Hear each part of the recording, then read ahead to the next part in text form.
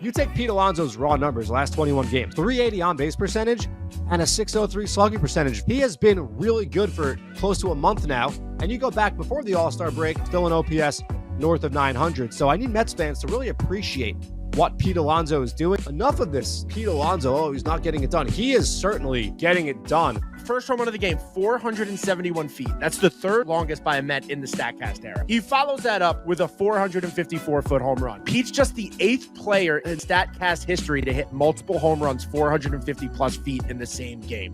Welcome to Meet at the Apple. I'm Vito Calisi at Vito F. Calisi on Twitter. That's Jonathan Barron at JMB9191. Meet at the Apple's available on Apple, Spotify, wherever you get your podcasts, and the Mets YouTube page. And Mets fans, we started the last episode with the Stanek rhymes with panic, and there's no need to panic. And I'm sure a lot of you were panicking after game 1 in Denver. But the boys pulled through, and it turned out to be quite the series for the Mets, right, John? I'm going to quote the quarterback for the New York Football Jets. He had a famous quote, I don't know, a couple of years ago when he was still a Green Bay Packer, and he spelled out a word. It was RELAX. Relax, everybody, because now that we've gotten through 3 legs of this 4-stop road trip, of course, the Cardinals being one of them, the Mets are 4-3 through 7 games before they go to Seattle. They took care of business in Denver, Colorado, taking the last 2 after. Yes, I'm sure many Mets fans were quite worried about the direction that this trip and possibly season were heading in, but the ship has been righted. A couple of big heroes for the Mets helping make that happen as you wake up on a Friday morning and all is right in Mets world, baby. As of we're recording this game right now, the Yankees are about to lose their second of 2 games versus the Angels. Whoa. No. Don't say that. Don't put it like that. Because you don't want it to age like milk. You know what? They're losing right now, Vito. I didn't edit the podcast yet, though. So if anybody's hearing this, then it happened. So what I'm saying is the Yankees, as of this moment, are losing to the Angels. That means they would have lost the series just like the Mets did. And my point is any team can win on any single day. And as we're recording this, what wild card place are the Mets in right now, John? The Mets do and are going to enter Friday, the weekend, in possession of a wild card spot. And where will the Braves enter? Half a game behind the Mets. It's not permanent. No, I'm not saying that. I don't want people to think I'm saying, like, I'm not Salicata. Okay, I'm not coming out. I'm not making any bold claims right now. All I'm saying is Mets fans, like John said, you need to relax. We need to take it day by day. Just because the Mets have a bad series in LA or one bad game in Denver does not dictate the rest of the year. There is so much time left in this season. There are so many pivotal games. And look, like, I'm not saying it's impossible, but like it's very unlikely that the Diamondbacks and the Padres continue to win at the absolute clip that they're winning right now, right? I would say that, yeah. I mean, both teams are really, really formidable for certain. But here's the thing about both of those teams. They will both be hosting the Mets when the Mets endeavor on their next road trip following the 9-game homestand that they will return to Citi Field and play next week. So I don't want to quote Aaron Boone after I quoted Aaron Rodgers to start the podcast, but it's a quote fest right now. It is all in front of the New York Mets. That's just the way it is. They've got a tough series coming up this weekend in Seattle. We'll get to that. The Mariners right now, half a game back as we record this. They're playing on Thursday night against the Tigers. They've lost the first 2 games of that series. They've lost 3 straight, but they're right in the thick of the AL West race. It looks like the division is probably going to be the only route to the playoffs for the Mariners, who are 4.5 games out of the last wild card spot in the American League. So the Mets have business to tend to in Seattle, the first time they've been there since 2017. They'll come home. They'll play the Oakland Athletics. They'll play the Miami Marlins. And they'll play the Baltimore Orioles before they go on what is really looking like it's going to be, for lack of a better way of putting it, a make or break road trip. But this road trip has gotten off to a good start, all things considered, for the Mets. Last time we spoke, Vito, there was a lot of conversation about the Mets' ability to hit with runners in scoring position. Right here on the Meet at the Apple program, we talked about the volatility of that. We talked about the numbers, the Mets since May 30th, how great they had been, how they were due to regress a little bit with runners in scoring position, but the Mets were going to improve from that 186 mark that was kind of the buzz number that people were talking about on sports talk radio and Twitter and TV, so on and so forth. And since then, Vito, Since we last spoke, the Mets have played 4 games. In those 4 games, the Mets went 12 for 30 with runners in scoring position. That is a 400 batting average. And they have an OPS of 1090, back to that Aaron Judge type level of production. So just like that, right on cue, the Mets with multiple clutch hits. Francisco Lindor, Jesse Winker getting it done on Wednesday night in Colorado. Of course, the Mets come out of the gate, guns a-blazing on Thursday. 4 straight extra base hits to begin the game for the Mets. Vito, that is the first time in Mets regular season history that has ever happened. They also did it in game 4 of the 2000 NLCS, which that's a pretty baller start to an NLCS game, especially when you're up 2-1 coming home for game 4. Playing game 4, they came home for game 3, but that's a really fun way to get a playoff game going. But what an incredible start for the Mets on Thursday, who, before the top of the first inning was over, the game was essentially over. Austin Gomber just could not miss any bats, and the Mets absolutely dominated from start to finish. And we've said it before, hitting is contagious. And we don't mean that inning by inning and pitch by pitch only. We also mean that game by game. The team gets hot on this getaway game, heads over to Seattle with the bats ablazing right now. I mean, it sets up for what can be a really positive weekend. And they need to go into this homestand that's coming up strong. And fans, we need you there. And towards the end of this episode, we're going to tell you about some really exciting deals going on that are going to be really cool ways for you to get to the ballpark this week. The Mets are making it easier than ever to get there. And there's some fun things that we're going to talk to you about. But back to the Denver series. John, I think one of my favorite things about this series was something like, I was surprised it hadn't happened yet, but I realized last night when I remember David Peterson was going to be pitching today. David Peterson finally got to get a start at home in Denver. And David Peterson, not only has David Peterson been so clutch for us this year and been such a great starting pitcher, but watching some of the guys get a little gassed in Denver, I felt so good knowing somebody used to that crisp, dense Denver air was going to be on the mound for us. Yeah, like you mentioned, David Peterson, Denver native, played his college ball at University of Oregon. But David Peterson, once again, put forth another great outing for the Mets, going 5 innings. He has now pitched at least 5 innings in 10 of his 12 starts this season. He has not allowed more than 1 home run in any of his 12 starts. Didn't allow a long ball on Thursday. He's allowed just 6 home runs all season long in 64 2/3 innings. And he's been one of the 3 lefties in the Mets rotation that have absolutely dazzled. Of course, Sean Manaea, and how great he has been with that incredible outing he had on Monday in St. Louis, which, kind of slips through the cracks here on this episode. That was a one-off game, a makeup game, but tip of the cap to Sean Manaea with his incredible effort. You guys at home all know the statistic, the company he joined, Tom Seaver, Dwight Gooden, going consecutive games, 7 innings or more, no runs, 10 or more strikeouts. So what a job by Manaea. And Jose Quintana also, who's going to pitch for the Mets in Seattle. You combine those 3 lefties in the Mets rotation since May 16th. So we're talking almost 3 months here. That trio has combined for a 3.31 ERA. That is solid stuff by that trio of lefties. So great job by David Peterson. You take it back to Wednesday. Paul Blackburn making his second start as a Met. We told you that the cutter usage was up from his time with Oakland in his first Mets start. Well, he ramped it up even further. 40% cutter usage on Wednesday night in Denver. And the cutter was effective. Held the Rockies to 2 for 12 with the pitch. And he didn't allow much hard contact whatsoever. The league average exit velocity, Vito, is about 88 miles per hour. Blackburn held the Rockies in the start on Wednesday to just over 76 miles per hour. So he was inducing weak contact all night long, lots of called strikes, lots of meager, weak ground balls back to him, and another really solid outing for a guy who, once again, it looks like David Stearns. We titled the episode for a reason. It looks like a masterclass here as he has gone out and given this rotation the depth it needed, especially in the wake of the Kodai Senga injury. I also, Vito, want to talk about Pete Alonso here, who had a huge day on Thursday. And, you see a little chatter online. You and I are chronically online. We hear, we look, we read, we engage, yada, yada. And a lot of people have been saying, Pete's been a little bit cold recently, right? It's weird. I don't understand where people are getting this from and why people are saying this.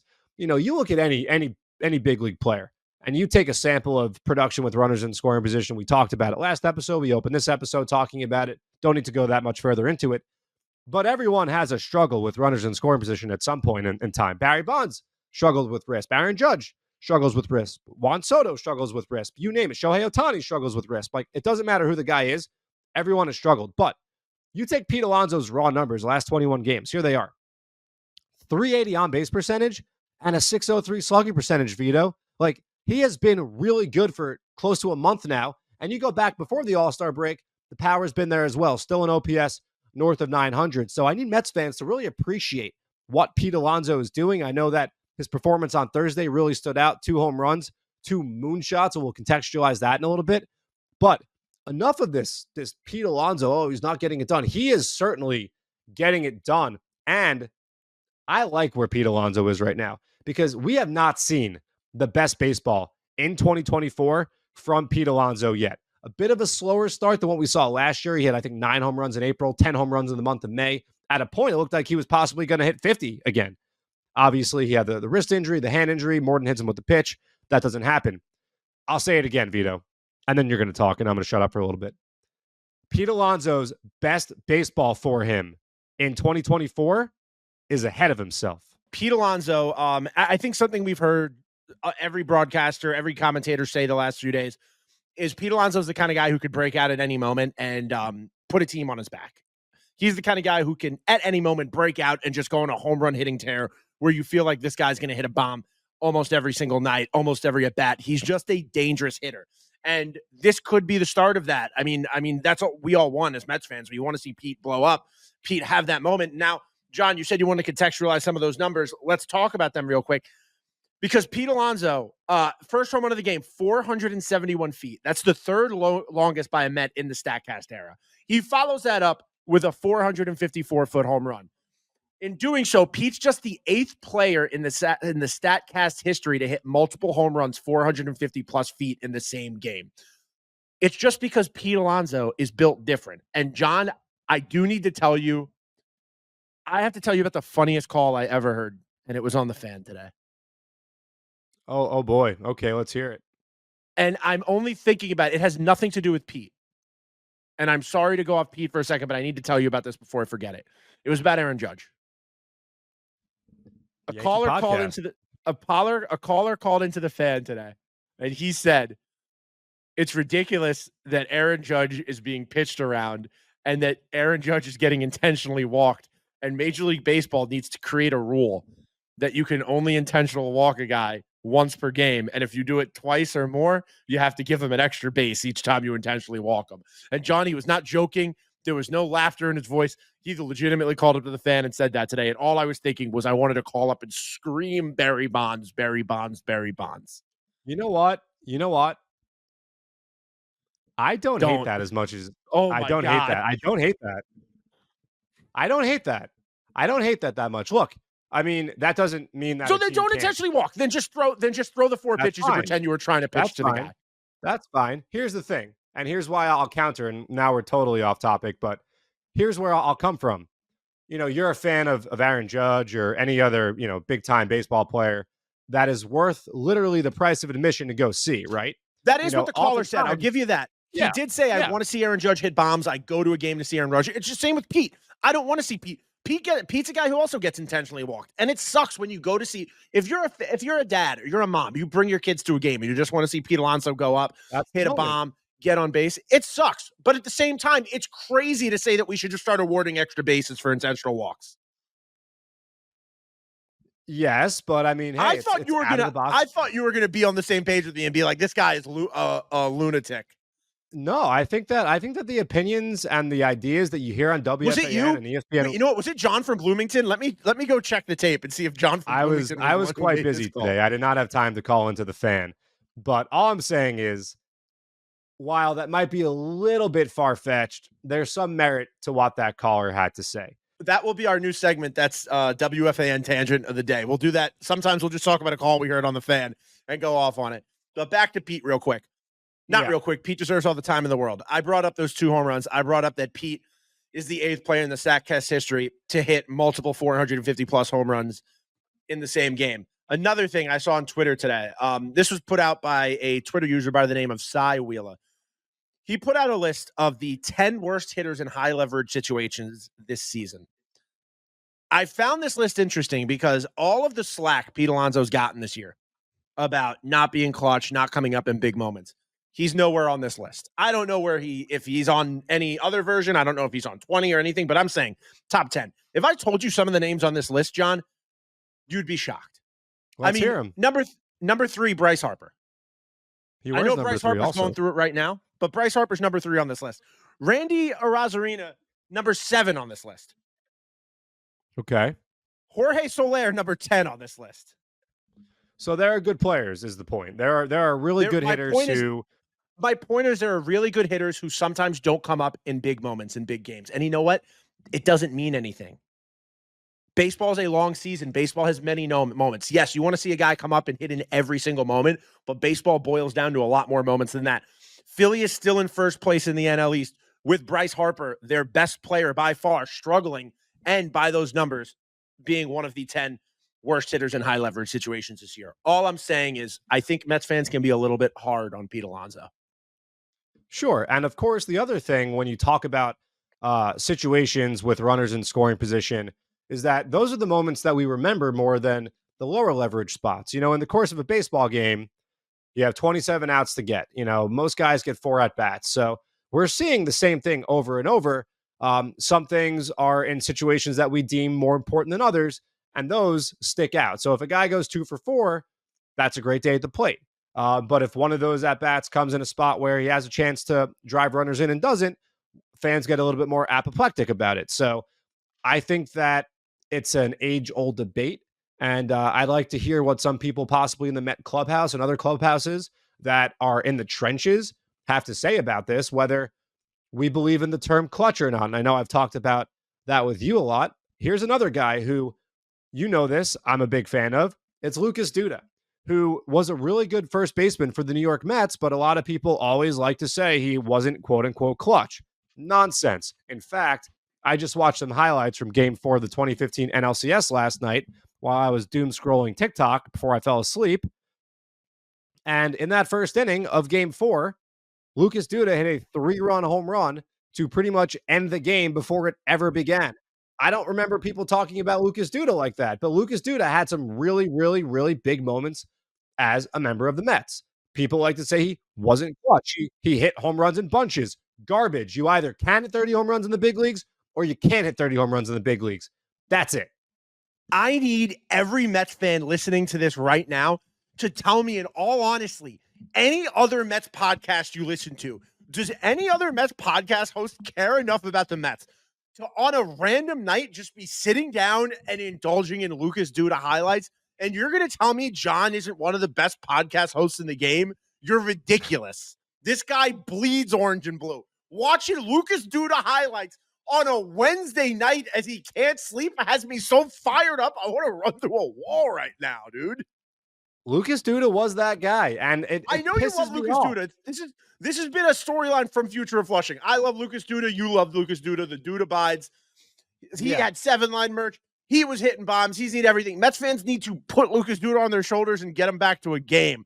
But 100%. John, we've talked about the fan. We've talked about Lucas Duda. We've talked about Aaron Judge. A guy we haven't spoken about yet is José Buttó. José Buttó is a guy that deserves all the credit in the world because José Buttó is sporting a sub-1 ERA as a reliever. To be exact, a .87 ERA as a reliever. José Buttó has become a guy, when he comes into a game, you are not sweating. You're not feeling nervous. Every time José Buttó comes in, I feel great.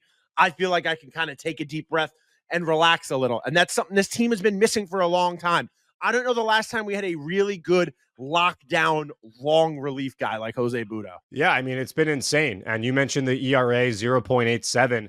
There are 298 relievers as of this very moment of us recording this episode that have thrown at least 15 innings as a relief pitcher.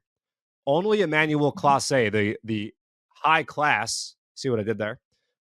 First Clase, closer for the Cleveland Guardians, has a lower ERA as a reliever than José Buttó. And the way that Butto is doing it, because, usually relievers come out of the pen throwing, as Daniel Murphy once said about Noah Syndergaard, all the miles per hour, and that's their bread and butter, is just blowing guys away triple digits. That's not José Buttó. He's elevating. He's sinking it. He's coming in on batters. He's throwing away. He's using his changeup. He's using his four-seamer. He's throwing a sweeper and a slider. He has so many tricks in his bag, and he has been so effective in a very different way than a lot of other dominant relief pitchers are. And it's just been incredible to watch. Since he came back to the Mets as a relief pitcher, it's like whenever he allows a base runner, it's incredible. He allowed one single last night, and it was like, oh my God, keep that ball because it's probably not going to happen again. Throws the 2 innings, bridges the gap, gives the Mets a chance to take the lead. Of course, Francisco Lindor gets the clutch hit, and then Edwin Diaz shuts the door. But José Buttó has been I don't think you could say unsung hero anymore. I think it's pretty clear that he is a major, major part of this team. And if this team is going to have success moving forward the rest of the way and hopefully into October, José Buttó is going to be a big part of that. I also want to talk about a guy who I wish we spoke about after the Angels series. I was thinking about this. We speak a lot. Sometimes you don't get it all in. We're going to get it all in right now. Tyrone Taylor has been a godsend for this team, both defensively and offensively. He entered the day with a 1.2 B-WAR. There's a rough calculation for how much each win is worth when it comes to WAR. It's about $10 million per win. So if you take that and apply it here in the case of Tyrone Taylor should be making about $12-13 million based on what he's contributed to the Mets, both offensively and defensively, especially recently. 900 OPS in his last 11 games. He's been great at the plate. Tyrone Taylor is making $2 million this year. So what do we call that? We call that surplus value. When a guy is outperforming on paper, when it comes to WAR and other such metrics, the money that he's making. That's how many value. UPS shifts would that have been? That would be a lot of UPS shifts. If you guys don't understand what we're talking about. Was it UPS or FedEx? Maybe it was FedEx. I think it was FedEx. Good call. Mail carrier dead. But for all those unfamiliar, Tyrone Taylor in 2019, before he eventually made his major league debut, after the AAA season was over, he went to go work as a mail carrier, and then the Brewers wound up calling him up, and he helped the Brewers get to the playoffs. But anyway, that notwithstanding, Tyrone Taylor has been the quintessential perfect addition to this outfield. You could put him in center field, no problem. You put him in right field, no problem. You put him 9th in the order. And this is why, and SNY showed this, I think it was on Wednesday night, and we've talked a lot about it here on this very show. The 7, 8, 9 hitters in the Mets lineup have been so effective, and not just so effective, but the most effective 7, 8, 9 of any 7, 8, 9 trio in Major League Baseball. And it's because the Mets have guys like Luis Torrens, who sometimes hits down there, Harrison Bader, who's hit in that area of the lineup. Jeff McNeil was hitting down there for a little bit, having great success. Tyrone Taylor hitting down there, having great success. And this is what we talk about with it being a really deep team. And I remember when we first spoke to Carlos Mendoza this year, if you guys didn't check that out, make sure you do. All the conversations we've had with Mendy, great insights. We talked to him about this being a 26-man roster and how important that is, getting use of every last guy on the roster. And I'll ask you this, Vito. Do you know the hardest hit ball in Wednesday's game? Either team, Mets or Rockies. I mean, just based on what you're saying, I have a feeling who it is, but I'm going to let you say. No, it's not Tyrone Taylor. Oh, it's not Tyrone Taylor? I don't know, because judging by how you were saying it, okay. I'm going to say it's bottom of the lineup. Yeah. Luis Torrens? Ben Gamel. Oh, Ben Gamel. That makes so much sense. Had the hardest hit ball in that game. Ben Gamel had a whale of a ball game on Wednesday night. Again, the Mets have been getting production from every last man on the roster, and that is how you squeeze out. There's a famous book title, but it's so true, especially in Major League Baseball, when you talk about winning at the margins, and that's what this race is going to come down to.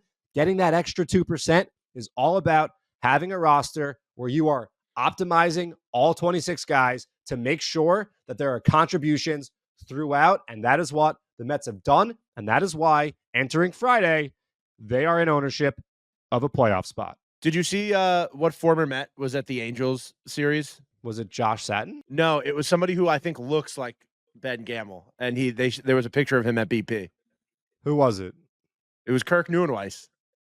Oh, I did see that. Dude, I saw, it was a couple weeks ago. Maybe I mentioned it here. I don't know. I ran into a girl who was wearing a Kirk Neuenweiss Brooklyn Cyclones jersey Did I That's say that coming already? up. That's coming up on this interview that we will have playing with Connor Rogers. Oh, you're right. No. So you'll hear that in a few minutes. Meet at the Apple I listeners. did say that here. That's hilarious. Out of all times to bring that up, it's right here. But dude, you know what's another thing about Tyrone Taylor I want to mention? And it's going to sound like a backhanded compliment, but I promise you it's not. Tyrone Taylor bobbled a ball out in right field the other night. And I've noticed something about Tyrone Taylor. When Tyrone Taylor makes a mistake, he gets this look in his eyes. The camera always goes right to him, and you can see him thinking about what just happened. And dude, I don't know what it is. I want to go back and I want to look at all of his numbers. I want to look. We'll do this over the course between now and the next episode if it's still relevant. I feel like anytime Tyrone Taylor makes a mistake in the outfield, something clicks in him, he turns it on, and he goes off in an offensive tear right after that. You saw it in D.C.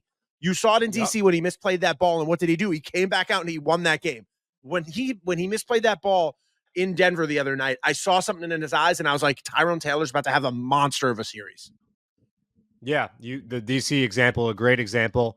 Kind of Trent Grisham'd one. He also made a game-saving catch. Let's not forget that game went bottom 9. I think there was a leadoff error that was committed, and the Nationals had the winning run on second. I think Alex Call hit a slicer down to right field, and he made an incredible catch, and then he had a big extra base hit. So that's a really good call. I mean, Tyrone Taylor has been great, so we just want to give him a little bit of a shout. He's also an awesome dude, which just makes it that much better. He is such a nice guy. So, I mean, another really, really shrewd move by David Stearns, who obviously had him in Milwaukee, knew the great athlete that he was, has brought him over to the Mets, and Tyrone Taylor has made a great impact. Also want to shout out a couple other guys before we talk about the Mariner series real quick. Couple of relief pitchers. One of them, a former Mariner, Ryan Stanek, who got off to a bit of a shaky start with the Mets, that outing he had against the Braves a couple weekends ago, but that is long gone. 3 straight scoreless outings since then for Ryan Stanek, who has been a really nice addition to this bullpen. And also, how about Danny Young, man? 10 straight scoreless appearances for the crafty lefty. Another guy, David Stearns mentioned this to us. We asked him about what made him sign Jose Iglesias. What was the interest? Another minor league deal that he signed a player to in the offseason was Danny Young. And Danny Young, like I just said, 10 straight scoreless appearances, a strikeout rate of 33.3% during the span. He's been absolutely dominant from the left side. He and Alex Young, we need a little nickname for them. I think Young Squared is probably a little lame. I wish one of their names was Ernst, but it's not. We can't go with Ernst and Young, but we'll think of something because it's a great 1-2 punch from the left side that the Mets have going on. And Danny Young really has been an absolute steal coming over from the Atlanta Braves. So Mets now going to Seattle, Vito. I think I mentioned this at the top of the show. The first time they have been there since late July 2017. You want to talk about some guys that were in the lineup the last time the Mets played at now T-Mobile. I think it was Safeco back then. I think, yeah, it was. Jose Reyes was in the starting lineup for the Mets that night. Jay Bruce was in the starting lineup for the Mets that night. Neil Walker was in the starting lineup for the Mets that night. Curtis Granderson was in the starting lineup for the Mets that night. Asdrubal Cabrera was in the starting lineup for the Mets that night. I think you guys get the point. It's been a really long time since the Mets have been to Seattle. As we mentioned, the Mariners are in a really, really tough race. They have been in first place for most of the year. They did have a 10-game lead at one point. Didn't take long for that lead to evaporate. The Astros have caught them. The Astros, right now, as we do this recording, are in first place. The Texas Rangers are about 4.5 games behind, so they're trying to get back in that AL West race as well. But the Mariners were active at the deadline. And activity when it comes to transactions, nothing new with this Mariners team, especially under the leadership of Jerry Dipoto, who is, I don't want to say one of the craziest GMs. That's not the right word, but definitely a GM who likes to wheel and deal. The Mariners added Randy Arozarena at the trade deadline from Tampa Bay, and they also added Justin Turner at the trade deadline. One big missing piece for this Mariners team, Julio Rodriguez, the incredibly dynamic center fielder for the Mariners. He has been out since early July with an ankle injury. Some people wondering if he might come back to DH. He is not ready to play center field. I saw him doing some running with a little bit of a limp, so it looks like that's a little bit away. And in his place is former National League East foe of ours, Victor Robles, who, if you remember, Vito, Victor Robles back in 2018 was the bigger Nationals prospect when it came down to him versus Juan Soto. People talked about Victor Robles. It wasn't about Juan Soto. It was about Victor Robles. And obviously, Juan Soto has turned into a generational talent. but Robles has been really good. We know he can go get it in center field. That's always been a big part of his game, but he's been really good with the stick as well. An OPS right around 900 for the Mariners. So it'll be an interesting series, Vito. This is a tough place to play. It's as northwest as you can get in the major leagues. It is a crazy crowd out there. They're eating grasshoppers. They're dropping hot dogs from the rooftop out there. All sorts of shenanigans going down in Seattle, and the Mets will be greeted by the Seattle faithful for the next 3 days. Yeah, I'm excited to watch this series. The Mariners are one of those teams. Look, I don't want the Mariners to win any of these games this weekend. I want to see the Mets win. But the Mariners is one of those teams that when they're not playing the Mets, you like to see the Mariners succeed, especially last year. Last year, the Mariners were absolutely electric to follow and root for. It'll be cool to see them. Hopefully, we get to see an Ichiro sighting or two because he's pretty involved with the team. As everybody knows, he's on the staff. Off air, Ryan Stanek was telling us that Ichiro is one of the best dudes in the world. I'm sure he would be okay with us saying that. That's nothing that shocking. Everything anybody's ever said about Ichiro is nothing but positive. But it's going to be a very important series for the Mets. And then the Mets come back east and they bring the Oakland Athletics with them. Maybe they're going to give the Athletics a ride. I know sometimes that team could use stuff like that. But they're going to play the Athletics back here at Citi Field when they get back. And some really cool stuff offered by the Mets for this homestand. It's a 9-game series. And this is one of the coolest things I think the Mets have ever done. There's a special called the Summer Walk-Off, John. The Summer Walk-Off is a 9-game pass. And while supplies last, you could buy these up till August 12th. So you're running out of time if you want to go do this. Promenade level, $45. Field level, $99. Do I mean per game? No. What I'm saying is for $100 or for $45, you can get a pass to go to each game of the 9-game series. And the way that works out, I mean, dude, you could go to one game. I mean, you could go to 2 games. You could go to 3 games. You'll get your money's worth as long as you go to more than like 2 or 3. But out of the 9 games, what better way to start to finish off the summer than being at Citi Field, watching them play some pretty important games? You got to beat the bad teams. And the Athletics right now, they're obviously not a good team, but the Marlins, those might be some pretty exciting games because we saw the Marlins really gave the Braves a struggle. So this is going to be some good baseball, John.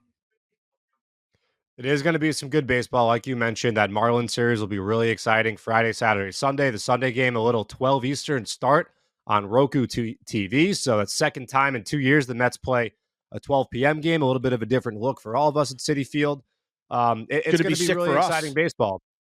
It'll be nice for us. This Sunday won't be as nice for us as we have to wait for Sunday Night Baseball to be completed before we can. This Sunday's going to be rough. All the recap.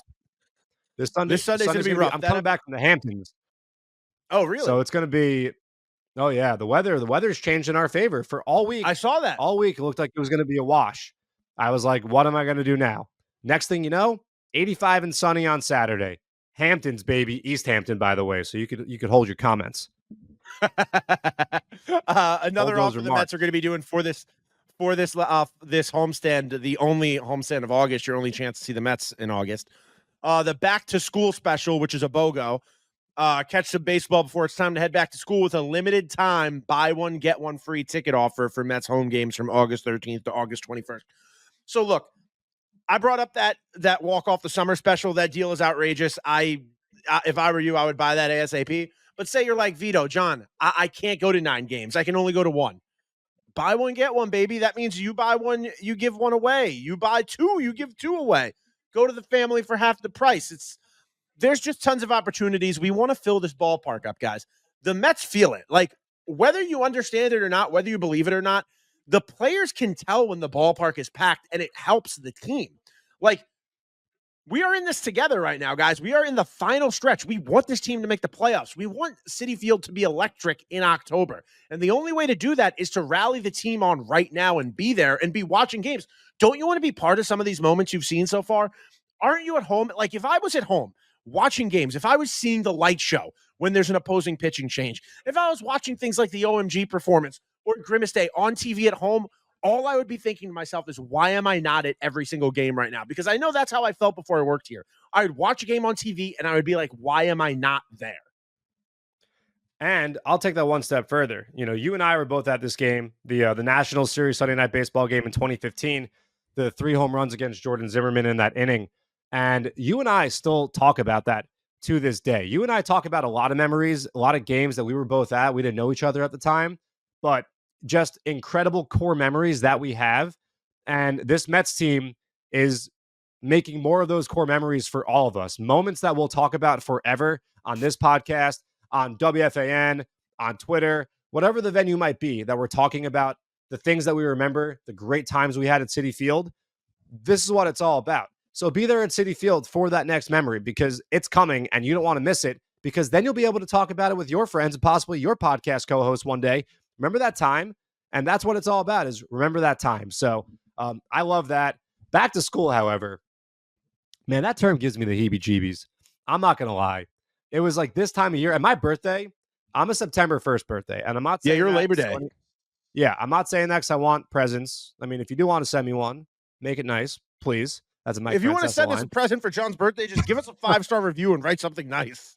Sure. When I said make it nice, I mean, like, don't send me a middle finger emoji. Say something nice. That's it. But the problem with being a September birthday was that, like, you're excited, your birthday presents, whatever. When you're a kid, your birthday is great. Now it's kind of sucks. My back's been killing me for the last couple of days. I hurt myself. And I'm only getting older, and that's not fun.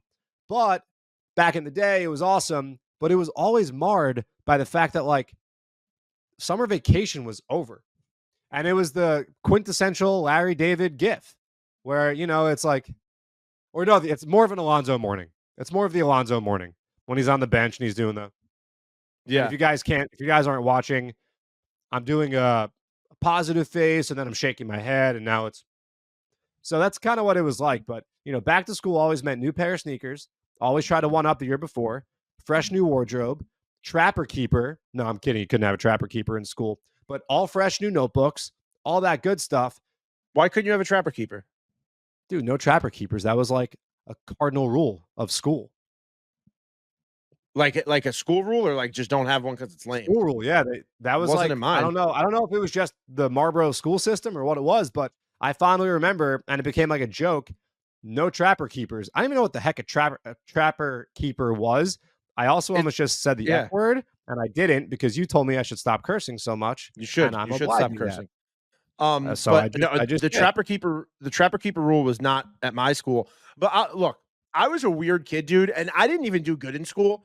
I was not like some studious kid, but I actually was pumped for back to school, because every year I was like, this is going to be my year. And I would go to Staples and I would go nuts with, like, dude, I would buy all of this stuff. Like, I would be like, all right, I'm going to have a binder. I'm going to have an organizer. I'm going to keep my locker organized. Like, I would be so pumped for the new year. I'd be like, new year, new 3 days later.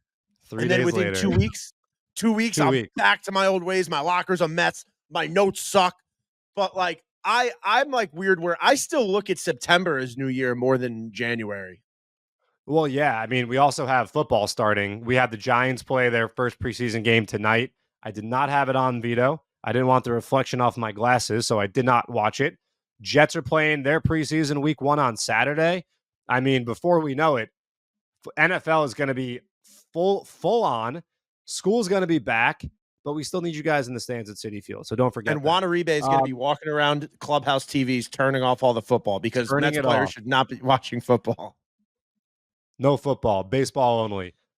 Anyway, real quick, I want to go through the pitching matchups for the Mariners series, and then we have a good interview to toss to. A great interview to toss to.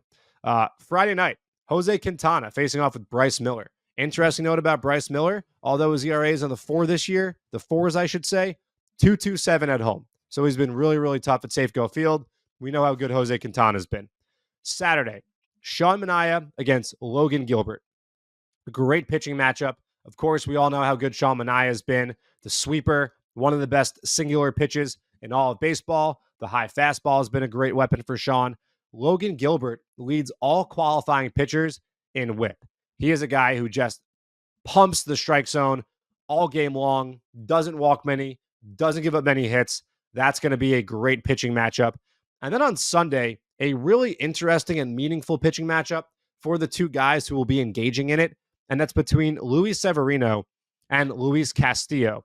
And the tie between the two of them is that both of them are very close with Pedro Martinez. Both guys idolized Pedro growing up in the Dominican Republic. And, you hear a lot about Pedro working a lot with young pitchers. He's amazing like that. Pedro was always a guy that paid it forward. Even with the Luis Severino, who was growing up in the Yankee organization, Pedro has incredible relationships with so many of these guys, and I know how much he means to both of those guys. So a really interesting, nice tie between a couple guys who know each other quite well. Castillo, just a workhorse, led the league in starts last year. He's leading the league in starts again this year. A great pitcher. So it's going to be a really, really good matchup. 3 solid matchups all weekend long.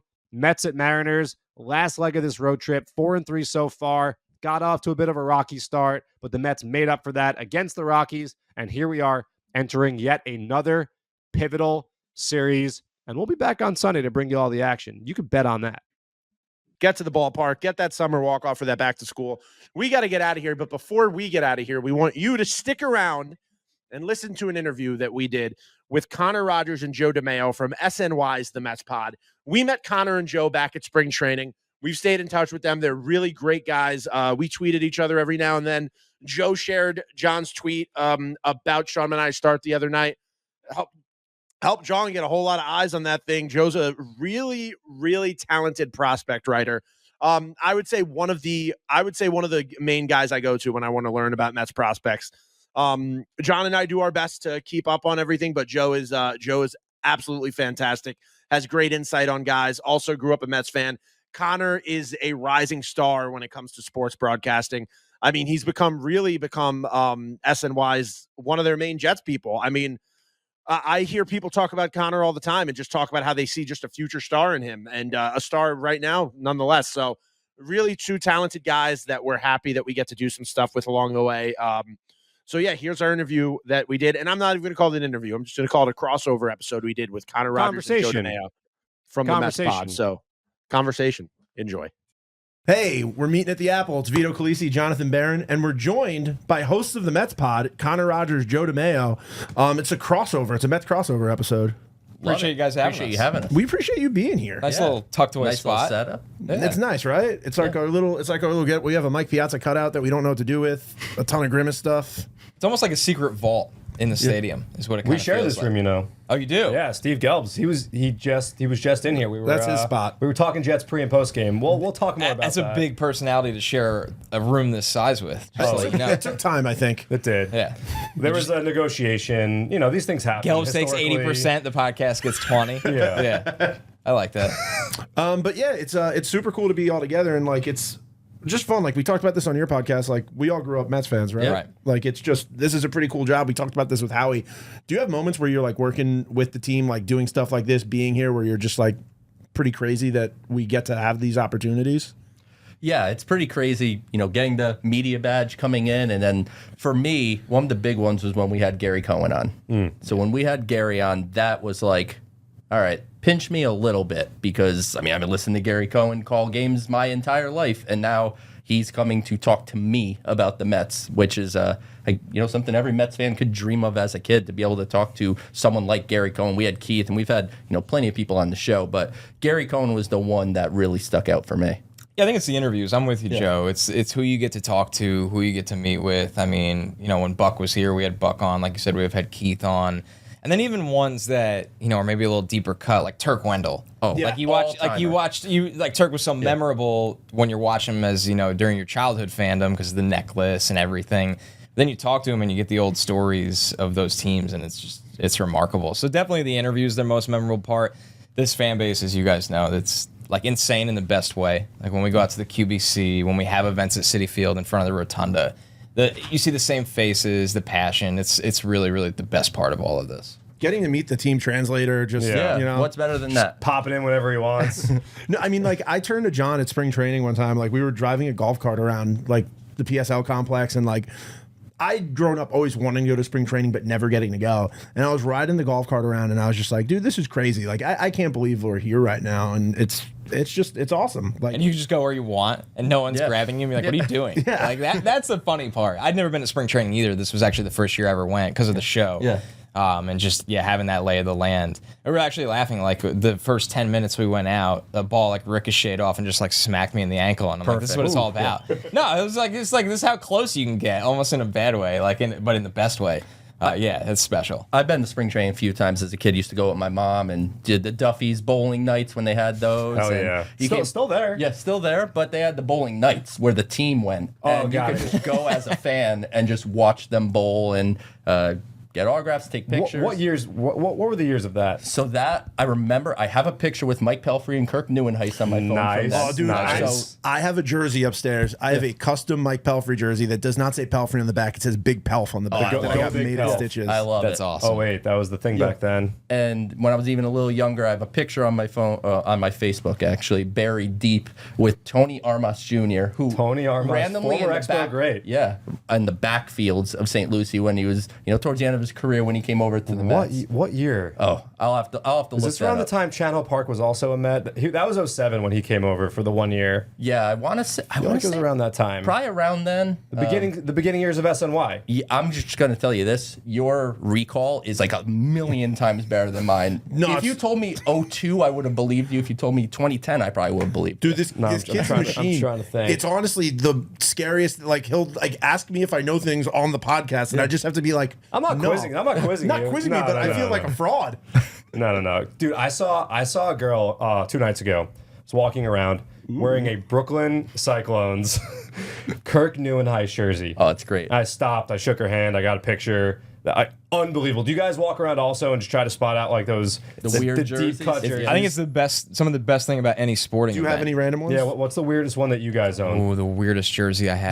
That I own. Yeah. I actually don't own a ton of Mets jerseys. I've Beltran, Okay. and, mainly big players. Yeah, I'm not really deep cut on the jerseys. I don't have any good Mets ones because I have a I lot feel of like good I've just Cowboys cleared ones. them out over All right, the let's years. hear the Jet one. What do you have? Oh man. I have a Tom Tupa. All I have Can left- you beat the Tom Tupa? No, I can't beat Tupa. All I have left with the Jets is Keyshawn and Rivas. Keyshawn's great. Keyshawn's great, age, and Rivas, I mean, obviously ages well. Yeah. But I'm sure I've had some really bad ones over the years. Like when they traded Santana Moss right away. Oh. Like everybody got a Santana Moss jersey after they Yeah. I drafted had him. Braylon Edwards. And That's he a was good there one. for 2 years. I almost got, and I told you this before, I almost got a custom Braylon Edwards jersey that said Dougie on the back instead of Edwards. That would have been, yeah. That would- I have a Favre. I have I'm. Favre is good. Yep. Whenever they draft For a new 8 games. quarterback, whenever they draft a quarterback, it's like I'm going to get it because this is either going to work out or it's going to be hilarious in 15 years because the guy's going to be a bust. Usually the latter. You have your Jordan Travis jersey? No, but I'm looking forward to JT. I'm excited about that. Like imagine if you have a Hackenberg jersey and you're just out Well, there. if you went to Penn State, the Penn State Jet fan definitely has a Christian. I'm sure Hackenberg. there's plenty out Or there, what but about they a don't Brooks wear Jeff- it. What about a Brooks Jeff has Bollinger? to have one. yeah. I almost bought a McElroy just for fun. It'd We be were a just- We were classic. just talking about him before. Yeah. Throw a Bryce Petty on there This was somewhere. the era where certain websites went out where if you bought 10 jerseys, they shipped them for free and they're like $12 each. That's when it got insane. That's when I was just buying anything that came out. Yeah. Be honest. Did you ever buy to sell? No. No, Never. You never started a little business. No, I only, and I did a That ton was of a stuff that was like a thing that. in Marlboro High School. Oh, that was No. the thing. That was a thing. Yeah, one of my friends did it. Ship and them we over thought- and sell them. We thought he would be cutting us a deal. He did not want to until we finally exposed him for how much he was paying for the jerseys. Well, But like he, $10 a pop. So and he was upcharging his best friends. He was like $75. It's What? a deal. Like you're going to Yeah. Modell's to buy the jersey? That's insanity. Yeah, not the best. I mean, friend. you could spot those easily. It's- No, they used to be good so quality. bad. They used to be good. But now the letters are like so tiny. Now they suck. It depends. Like I got a or sick off center. Yeah, Or I like got, the wrong orange. Right. well, some of them are It's a like bigger that. issue. I got an Ocho Cinco that was perfect. I got a Gretzky Kings that was perfect. But then I got a Murphy 2015 World Series. Never saw the light of day. Right. You can't wear that thing around. Turn to a rag It instantly. literally never went anywhere. So. I got Nick Davis from one of those. a overseas jersey. Yeah. What's your most random jersey? My most random jersey is. Is it your Big Pelf? It's probably my Big Pelf is pretty random. I mean, it's hard to beat that, but I feel like my Nick Davis is also pretty random. That's a good one. It is a good one, He but- was really good for a few years there. I have a Tebow Jets jersey. That's pretty good. Yeah. That's pretty good. My most random Met jersey, if anyone's ever seen me, I used to get shit for this all the time. Henry Mejia, Las Vegas 51s. Oh. After the suspension, I You was have actually... a more random one now. What? Your favorite to wear now. Oh, well, yeah, the Candelita, but that's still what? Your Mrs. Met jersey. Oh, the Mrs. Met jersey. All right, how'd you acquire this? Fact. I asked questions. I can't tell you. No. Yeah. Well, we'll say this. We got 2 random jerseys the same day. He got Mrs. Met, and I got Gesellman. Bob Gesellman. Oh, that's great. That's pretty awesome. yeah. That's a good Gesellman. one. That's good. So the Mrs. Met is actually from the 9/11 game they played against the Yankees. So it has New York on the front, which was the only time the Mets Right. ever worn those at home. Just stumbled into it. Probably shouldn't be admitting I have it, but whatever. You've worn it on the podcast. It's fine. I did, and no one said anything, so I think that means it's mine. Yeah. Maybe they Statute of didn't know. limitations passed. Yeah. Close, settled law. So one thing we definitely want to talk to you guys about is just some prospect stuff. Hell yeah. John and I, big prospect guys. We know you guys are too. Any prospects you want to give a shine to that you think people don't talk about enough? Oh, man. I think at this point, which is really fascinating because I've been doing this for a very long time, the prospect stuff, and I feel like so many guys are just, everybody now because there's just so much, a lot of coverage. so much public information. And, I think he got a lot of heat probably a couple months ago. And, I don't know, I wouldn't say it cooled down, but I think Jonah Tong is one of the most fascinating prospects in the system. And I got to talk to him for a piece I did for SNY. And just him talking through pitching and how much he really gets where pitching is going. And he talked about the things in his fastball. He's like, it's so cool to see the data on my fastball. He's like, I almost throw a lefty fastball as a right-handed pitcher just by the metrics, which I didn't quite grasp at the moment. Like the rise on his... And he said it moves like a lefty's would, even though he's righty. So Interesting. very interesting. But man, I mean, we could go all day on prospects, and I'm a big Nick Morabito guy. Morabito's a great athlete. We got to see some power there come out a little bit, but bat the ball skills, great athlete, over 40 stolen bases this year, can really play center field. I think the system right now is probably as deep as it's been in probably 5+ years with talent. 'Cause it always felt like it was just so top heavy where it's like there's 4 or 5 guys that are really good, but they need them all to work out. Right. Now I made a top 30 for SNY, and I had to leave guys off that I really liked. Okay. So, Who were some of those guys that didn't make the cut? But... Diverson Gutierrez didn't make the FCL cut. Mets right now. Yeah, so he didn't make the cut. And Simone Juan, who's having a better year this year. I know he was a highly touted international signing, and it just didn't really work out for him. But it's exciting. The relievers are coming up on the upper levels too. Trey McLaughlin just got called up. promoted. Pride of Shelton, Connecticut. I'm a Connecticut guy. Go Stags. So, yes. So at Fairfield there. And I think what's awesome about this season, it's there's obviously a glass half empty to it, but all these guys have had the rises they've had, and there's been lost seasons from the top, like Jet Williams has lost this season. Drew Gilbert has not had much of a season. When those guys are healthy, they're going to perform. They're going to fly through the rest of the system. So now you still have that blue chip guys. Maybe Gilbert's not a blue chipper, but he's going to be a higher end prospect. And like Joe said, the depth that's risen up behind it. I mean, Sproat's flying through the system at this rate where he's going to pass maybe Dom Hamill and Mike Vassell at this point. Oh, if you said that a year ago, people would be like, really? That's kind of quick. But when we're talking path to the big leagues, I remember last year it was basically a foregone conclusion that Vassell was going to be He was the first one to get a AAA. And I was on record, which you can find, the podcast exists. I thought Christian Scott was going to be the first guy up, and obviously that happened, and he is where he is now. But the pitching depth has just taken such strides to be able to trade a guy like Tyler Stewart for Jesse Winker. And it hurts me as a prospect guy. Anytime any prospect. We talked about it yesterday as well. It hurts, but man, it would have hurt a lot more 3 or 4 years ago to trade this type of talent because he would probably be higher up in the system than where he was within the confines of where the Mets talk are about this now. all the time. Like, it's just, and it's funny because like a lot of fans you'll see on Twitter be like, the Mets don't have pitching. There's no pitching in the system, especially last year when they didn't trade for any pitchers at the deadline. Everybody was saying there's no pitching in the system. This team's a disaster. But like even last year, a lot of the guys we're talking about right now were already in this organization. Sproat's the only one that wasn't here already. Yeah, and a lot of them just made strides. I think the pitching development system is top notch, to be totally honest. And you're seeing it from the upper levels, seeing a guy like Brandon Sproat coming out of Florida where he was struggling to throw strikes. He didn't really know what fastball to throw. He was playing with a sinker, playing with a four-seamer. The Mets really just rounded things into form for him. And, I think control and command are still something he can improve upon. But, I mean, right now, Brandon Sproat's a top 100 prospect in baseball. And, that's a credit to his work ethic. And I actually spoke to him. That's on the podcast as well. And I wrote about it on SNY.TV. But just a fascinating guy where one of my favorite quotes talking to him, I always like to ask when I talk to guys at the AA level, what's the biggest difference that you notice from high A to AA? Because as you guys know, that's usually like the biggest jump in the minors. And there's always different answers from different guys. Sproat just basically was like, I don't know, haven't really noticed the difference. Yeah. And I went, I guess throwing 100 miles an hour with sweeper, curveball, changeup doesn't really matter. He's different. Yeah, he's different. Yeah, the Mets, I don't know the last time they had a pitching prospect like him.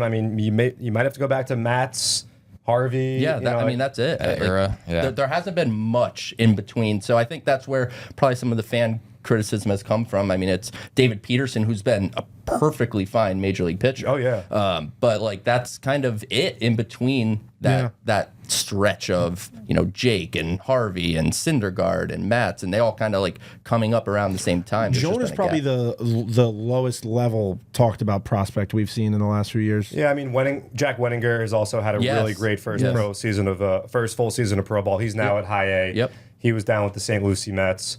The last couple of drafts have been so fruitful, and the Mets targeted a ton of college arms. Right. And you're seeing it paid off. Some guys hurt, like Wyatt Hudipole, who came out of school with a huge hook the Mets love. Unfortunately, a little injury issue there, but look at Ziegler. Some of the best stuff in the entire system, but just can't stay healthy. The breakout game. He was the one along with Sproat that everyone was talking about. Just the break on that sweeper, slider, whatever you want to call it, was unreal. Unfortunately, he goes down. But a guy like Junior Tillian, who had 11 home runs a couple years ago, a guy that's a little less known, but another dude who, middle infielder, can kind of play all over the place.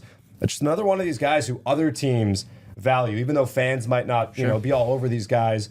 There are a lot of players in this system right now who other teams are looking at. Rylan Thomas, wasn't a household name by any means. The Mariners obviously targeted him, went out and made a move for him. So, the system isn't a great place, as you guys both well know. All right, I want to transition this. Connor, we got to talk Jets. We got a hard transition, but we got to do it, Vito last year on Future of Flushing made a comment about Canyon of Heroes. My exact words were, I kept confetti on his shoulders. Confetti on my shoulders. I think this was preseason week 1, the Canton game. They played Cleveland. Yeah, they had the Hall of Fame game. Yeah, Rogers does the interview. He was being semi-normal at that point in time. And Vito's like, he's over the moon. He's like, this is it. And I'm like, dude, this is the New York Football Jets we're talking about. I was ready to run through. Everybody was bought. I was running through a wall. I was pumped. How many times do we need to watch this story unfold in one way or the other, where it blows up in our face? And it blew up. My Super Bowl was Patriots 2011. Yeah. The playoff win. That's the best game most Jet fans have seen in their lifetime. Oh, you're talking about the game in Foxborough. The upset victory, Rex Ryan. I'm not talking about the 43. I thought you were talking about the Giants-Patriots game in the Super Bowl in 2011. That win in Foxborough encouraged me to get in the car and go to Pittsburgh. I was almost a great Jet win. Almost. The second half Thank you, was Brian Schottenheimer. out of control. They looked dead in the water. I went to training camp the next year and I asked him what he was thinking. Did he give you any answer? No. Yeah, I was like a 20-year-old snot nose. I wouldn't have given myself an answer. Yeah. But I did go with one intent, and it was asking him what he was thinking. He didn't answer. A lot of Jet fans did travel for that game, by the way. Yeah. Oh, there were a ton. That was a team of destiny feeling. That's why. Yeah. They beat Peyton. They beat Tom Brady back to back. It felt like you had Ben Roethlisberger, and they needed one stop against Ben on third down. Antonio Brown called that against David Harris. Yeah. That's just bad matchup. That's not a good matchup. That's not a good matchup. David Harris with a huge pick in Foxborough. Right. And somehow got caught from behind. Yeah. I'll never understand that. I know. Was it Algie Crumpler? I think so. Somebody not fast caught David Harris. Algie Crumpler was a beast in Madden with the Falcons back in the day. And he's like 300-pound tight end, basically, at that point. You think he has good recall with baseball and football? Just get hockey in his brain. We won't talk too much hockey. Okay. Well, off air we can. The Rangers are the team I feel like I'm the most emotionally invested in at times. Really? Yeah. I didn't know As a fan. Because you can get crazy about that. I could be completely irrational. John and I are thinking about getting a 10-pack this year. Just to keep the playoff prices, knock on wood, down. I did the same thing. I gave them a call, Yeah. felt them out. But the demand for Rangers tickets is Rangers and Knicks is insane. Yeah, them and the Knicks. Like the credit to the Knicks. It's like, a tourist attraction. That's yeah, the thing. that's what it is. Right. You The go, location. You go to one of those games, and the truth is, like, it's not like it's 90% fans. It's like 60% fans. It's a thing you have to do if you're visiting New York City and you're not from New York You City. go to the Garden. I think Knicks is more like that than Rangers. I think true. I think the That's a good Ranger point. Garden crowd is. I won't disagree with you, but it's still like there's still a lot of tourists there. Oh yeah, 100%. Yeah, I mean, I've sat next to games with dudes from London. They're just like by themselves there just to do it. But it's cold. yeah, but I didn't realize you were a big Ranger guy like that. Yeah. You feeling optimistic about next year? I always feel good about them because they're the team I could actually feel good about. Like some way, it feels like the Jets will let you down, which is sad. And this year, though, this is the best team they've had on paper in like 14 years. And in other areas too. It's That's not the just- difference. They're not a glass house. Yeah. I genuinely believe if Rodgers gets hurt again, the team can win 10 games. Well, they have a backup quarterback Genuinely now. with Tyrone Taylor. Not that they didn't last year. The Mets have been my favorite team my entire life, but I think, and I've said this to you before, 07 I think is the saddest I've been. Like The Sabres. collapse. Sabres. Oh. I think Sabres loss was the saddest. Oh. The saddest I've been after a playoff loss was 07. I cried. Even more than 2015, weirdly. Like 07 crushed me because like I was like a sophomore in high school, so like you're just like way too into it at that point. Right. That's how I felt about 06 with the Mets. That team I thought was winning the World Series. Like I was sure that team was winning I the thought World that was the Series. best team in baseball. And you're at the They age were. where right, they were the best team in baseball. Yankees go out in the first round. Like New York is ours. Yeah.